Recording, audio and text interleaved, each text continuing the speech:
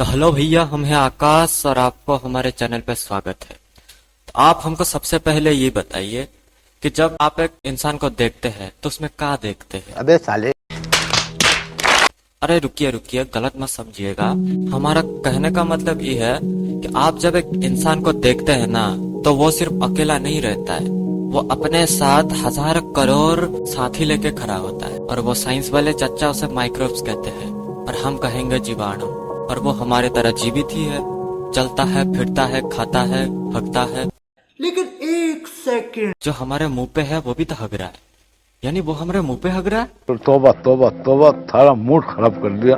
अब फिर से जरा खुद को देखिए। अब अगर आप हमसे पूछे कि हम क्या है, तो मैं बता दूंगा कि आप एक क्वार्ट्ज का समूह है। अब ये क्वार्ट्ज का बवाल चीज है, रुकिए समझाते हैं। देखो, एक इंसानी शरीर जो कि कई सारे ऑर्गन्स, ग्लैंड्स एंड फ्लूइड्स का कॉम्प्लेक्स स्ट्रक्चर है। और ये सारे ऑर्गन्स बने होते हैं टिश्यू का, यानी मांसपिंड का। अब ये मांसपिंड किससे बना होता है? ये बने होते हैं सेल से, कोशिका से। अगर इन कोशिका के अंदर जाए तो हमको मिलेगा प्रोटोप्लाज्म और न्यूक्लियस। और न्यूक्लियस के अंदर मिलेगा हमें डीएनए, जिसको जूम करने पर हमको मिलेगा कुछ कॉम्प्लेक्स स्ट्रक्चर जो मॉलिक्यूल से बने हुए हैं। अब इन मॉलिक्यूल का अगर सिंप्लीफाई कर दे तो हमको मिलेगा एटम, जो कि इलेक्ट्रॉन, प्रोटॉन और न्यूट्रॉन से मिलके बने हुए हैं, और वो भी एक स्पेशल फ्रीक्वेंसी पे डांस करते हुए। अब जो ये प्रोटॉन और न्यूट्रॉन है ना, जो न्यूक्लियस कहा जाता है, वो बने होते हैं क्वार्ट्ज। इसलिए हमने बोला है कि इंसान क्वार्ट्ज का समूह है। क्या बात है सर, क्या बात है सर, क्या बात, ये बात है। अब अगर हम थोड़ा पीछे जाइए एटम पर, तो एक ह्यूमन बॉडी बनने के लिए लगभग 7 ऑक्टिलियन एटम चाहिए होता है, 27 को 0। हम कह सकते हैं कि एक इंसान 7 ऑक्टिलियन पीसेस का एक पुतला है। अब जरा सोचिए, अगर हमारे आंखें वो माइक्रोस्कोप जैसा जूम कर सकते थे तो वो क्या देखता? एक एटम का झुंड जो दिखने में यूनिवर्स जैसा लग रहा है, वो भी चलता फिरता। लेकिन रुकिए, इंसान तो मर जाते हैं, तो उसके साथ क्या वो एटम्स भी मर जाते हैं? तो रुको जरा, सब्र करो। एटम दो तरह का होता है, एक है स्टेबल एटम और एक है अनस्टेबल एटम।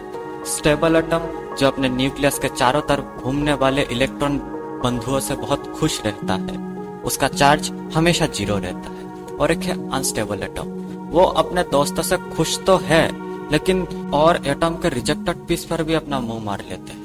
इनका हमेशा कुछ पॉजिटिव नेगेटिव रह ही जाता है। सवाल ये था कि ये मरते हैं कि नहीं। नहीं, आपको अगर सीधा सीधी बता दे तो नहीं।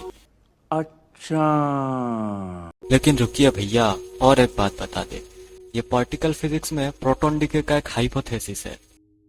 क्या क्या कहना क्या चाह रहे हैं भैया आप? जो ये बताता है कि प्रोटॉन खुद को पॉजिट्रॉन्स और पायन्स फॉर्म में डिवाइड करके खुद को खत्म कर देता है। लेकिन ये इतना आसानी से नहीं होता है। उसके लिए पूरा का पूरा 1 × 10⁻34 ईयर्स का टाइम लगता है। और मॉडर्न साइंस के मुताबिक तो हमारे यूनिवर्स का एज ही है सिर्फ 380 करोड़ साल। यानी हमें कह सकते हैं कि एक स्टेबल एटम इटरनल होता है, कभी मरता ही नहीं है। और हम भी तो एटम से बने हैं, मतलब हम मर के भी अमर है। नाइस। और इसीलिए तो बोलते हैं भैया कि अमर होने के लिए भी मरना पड़ता है।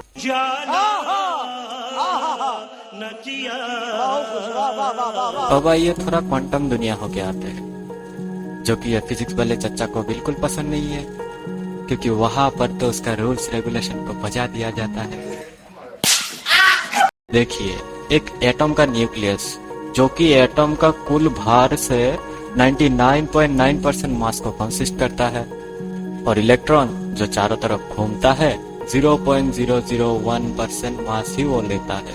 और अगर जगह की बात करें तो न्यूक्लियस जो 0.0001% प्लेस ही ऑक्युपाई करता है, यानी जो कम जगह पे है उसका भार ज्यादा है, और जो नाचते हुए फिर रहे हैं उसका भार कम है। अब जरा हम अपने सोलर सिस्टम पे आते हैं। सूरज जो पूरे सोलर सिस्टम का 99.96% मास को कंटेन करता है, और बाकी सारे ग्रह मिलकर 0.14%।